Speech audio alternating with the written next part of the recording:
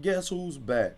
Danny Swift Garcia. And he gonna be making his return to the ring at the 154-pound division. So everybody standing up there that's been looking down at him, just know he coming for them straps, Mr. Chilo. He gonna be facing off against the likes of Jose Benevidez Jr. Record standing at 27-1.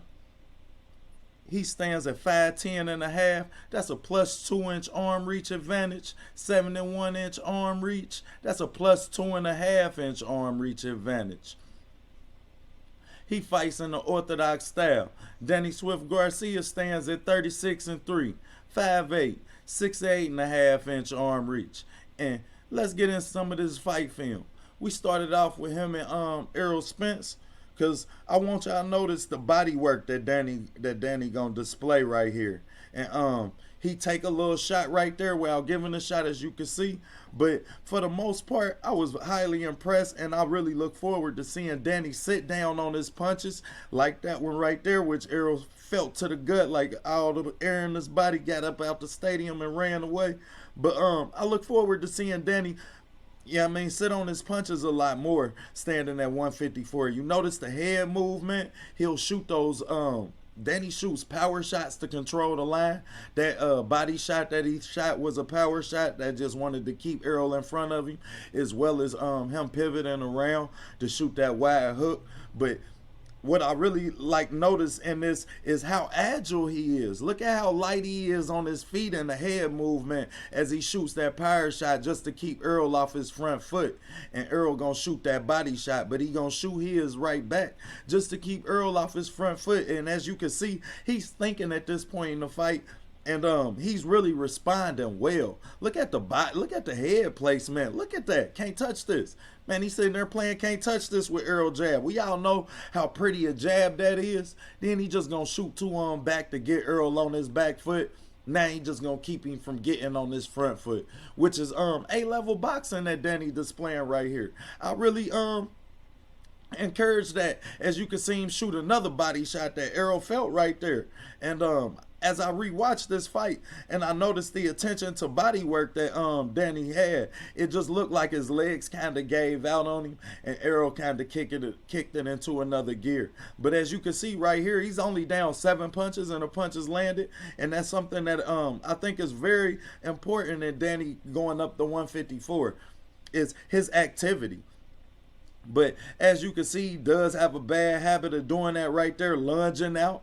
But he controls the line well, and look at how he's responding to Errol's pressure. Every sense that Errol is getting is making Danny respond. And Danny is really showing us an A-level boxing man, because Errol has yet to take off on him in this fight. He's still trying to figure out exactly how many tricks Danny got in the toolbox. But Danny go to the body right there, as you can see him take that jab from Errol. That's something that I don't think Danny gonna be able to do. I need you to stay active, and I think that Danny's legs is gonna be important for the first time in Danny's career at 154, because the head movement ain't always there. As you can see, Errol kind of take advantage of it, because sometimes Danny gets complacent in that head movement, and when you know that he's gonna be there dealing with some of the big punchers at 154, I think that it's important and very pivotal that he keeps that head off the line. But at this point in the fight, you can see him shoot that hook, that body shot as well. We done seen him shoot 4 or 5 body shots in this round. You understand? All in response to Errol's jab, which I think is going to be very pivotal in this fight. Now look at him pivot his body off of the line, which is beautiful, where he can control the line, then land that straight right hand when Errol comes back on the line. Stay on the line, eat the body shot, curl up with it, and also shoot his right hand back, then shoot 2 more so Errol can't get on his front foot, because he realized Errol trying to respond to Errol trying to send that bring that pressure. And as he brings that pressure, and we look at this right hook that Danny lands on Errol, I think that that's gonna be important. Yeah, I mean, that right hook was set up by the body work that he did, and he just gonna shoot that other body shot, and that's gonna be pivotal in this fight against Pivotal. Y'all know what I'm saying. In this fight against Jose Benevidez Jr., because we know that Jose gonna leave that body open. He gonna stay tight and a high guard as we gonna look at. But we gonna look at some ways that Errol gonna be. I mean that Danny really can take advantage of that. As we look at Danny's film and we look at Danny's head placement, as we look at later on in the fight. Now look at how much, yeah, I mean, Earl's pressure, and he's not responded to that pressure. This was the first round after Earl had almost a 4-round sweep in 8, 9, 10, 11. Yeah, I mean, Earl landed punches at a 20. Now look at him laying that right hook after he pivots his legs around. But Danny's legs gonna be important in him landing these shots, and that was the main part that I got out of this video. And Earl really took his legs away, landing punches at a 20-9 ratio. You understand? And Danny started to sit on his punches later. As you can see, Earl feel that pressure now, so Earl start to get in that high guard and keep Danny off of that front foot. Look at how active he get.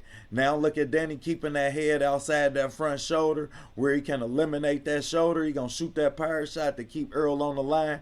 Keep that jab active because he on the line. He realized that power shot kept Earl where he wanted him to be. He just couldn't work enough once he really got Earl to sit down where he wanted to be. And he allowed Earl to outwork him. So I really think that that's gonna be the detrimental and what's gonna determine the determining factor, and Danny Garcia moving up to 154 and the success that he'll have will be his activity rate and his feet, allowing him to sit on his punches. Because if Danny can sit on his punches, as we gonna see later on in the clips, Danny can fight with the best of them. Look at him still shoot that body shot, land that body shot, you understand? Turn his shoulder with it. Look at the head movement, getting his head outside that front shoulder. Then when he get close, he hugs that front shoulder, lands that left hook on Earl. That's beautiful fucking boxing. If you don't love that, something wrong with you. And to see that at such a late phase in the fight, let you know that this was Danny on his last leg, and I think that Earl kind of knew that. That's why, you know what I mean, he kind of just sat back and rolled with the pressure. But then we gonna look at him, you know what I mean, and look at Earl outworking him, and that, I told you, that was big. That's almost a 50-punch ratio. Jose Benevidez is not so active, but look at him take that right hand as he rotates the wrong way. We want you to rotate counterclockwise. You understand? When you fighting an orthodox fighter away from the right hand, that way you can eliminate it and only deal with that lead shoulder. That's just not smart boxing. And that's what I think that as Danny reached certain levels of success, his fundamentals went. And if you go back in those clips, I got some other clips where it showed that these that sweet ass pretty left hook and right hook that he got from heaven, you know what I mean, he don't curve those down a lot. A lot of times, like, look at that one. That one curved down and he got him on the button. You know what I mean? But when he does and he's fundamentally sound, you'll notice him pivot around. He'll pivot his feet around to get his head outside that front shoulder so he could then land that straight right hand. So feet placement in this fight with him and Jose Benevidez is going to be very important. You can predict the shots in this fight by seeing who has that outside lead foot. And in this video, we're going to look at him sell out. You know what I mean? And this is after the knockdown. But yet and still, that's just an ugly ass punch as we get some credit to the beautiful Garcia twins. You understand? Thank you, Angel Garcia, for presenting the world with y'all management. Because definitely a sight to see for heaven.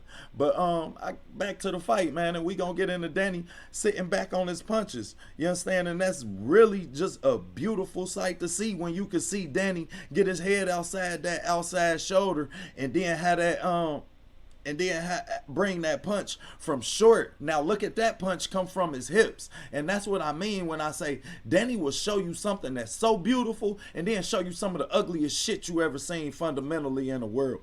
Now look at the body work as he's trying to keep Terrence off the line, and you see Terrence circle out where he can control the line. Then you're going to see him shoot that jab so he can keep Terrence off of that front foot. Now as Terrence began to try and take that dominance, man, he knows what to do with it. Look at that body shot. Damn near. So I look for, as we see Danny Garcia set a few traps for his man and him pivot around, but taking the shot while he lands this shot on Errol Spence, and that could be the determining factor in this fight. So for that reason, I am picking Swift Danny Garcia to win this fight. However, I do feel like because of the point in their careers, both of these fighters is at make or break points. They're moving up. We know that Danny Garcia will get another fight. However, Jose Benevidez, we don't know. So I really look forward to seeing both of these fighters really leave it on the line for us, y'all. And they don't have a lot of opportunities left. Either one of these, whoever loses this fight 9 times out of 10 won't be a main event again. So knowing that, I expect a good fight, and I expect both of these fighters at their best. As Danny moving up to 154, this is his 3rd division. You understand? He's been successful at every division. However, he's not had the type of success that he's had at 140, him being undisputed at that division. So we all know that he'll be looking forward to getting back to that success. And with one person being undisputed at that weight class, everybody wants their shot at Jermell Charlo. So you know what I mean? This ain't a easy shot, but it's a very like you can see it happening. It's doable. You understand? It's 2, 3, maybe 3 fights away. We all know that Jermell gonna be wrapped up with his mandatories, and we look forward to seeing some of these fighters from 147 and Errol Spence and Terrence Crawford as well move on up to 154. So with Danny already being acclimated up there, I think that he'll really give us the best Danny Garcia that we'll see. As y'all look at the TWT intro, y'all get on over to t-w-t.com,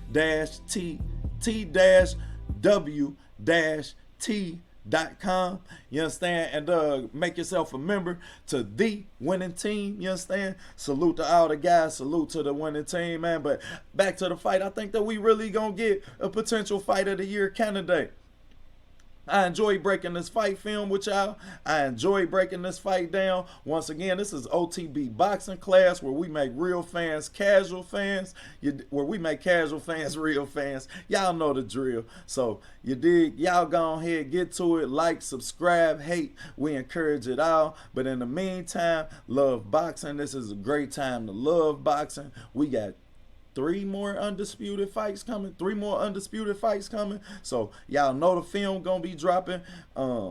Get to the showtime. We got Ohio Runs Boxing Show on Fridays. We on Everything's Boxing Monday through Thursday. Y'all get there. Salute to the guy. Key, man, everybody get there. Like, subscribe if you ain't already. And remember that content is fire. You dig? And get to all of the TWT networks. We on all of them, man. So we also on Knockout Boxing 86 TV. Y'all get there and subscribe. We on over there on Thursdays. Over there at Ricky Williams Boxing. Y'all gotta get on the schedule so y'all know which one we on. We simultaneously do one each week. So that's the thing on Thursdays. Y'all got the schedule. Man, I enjoy breaking this fight film down with y'all. Enjoy this fight. And class is dismissed.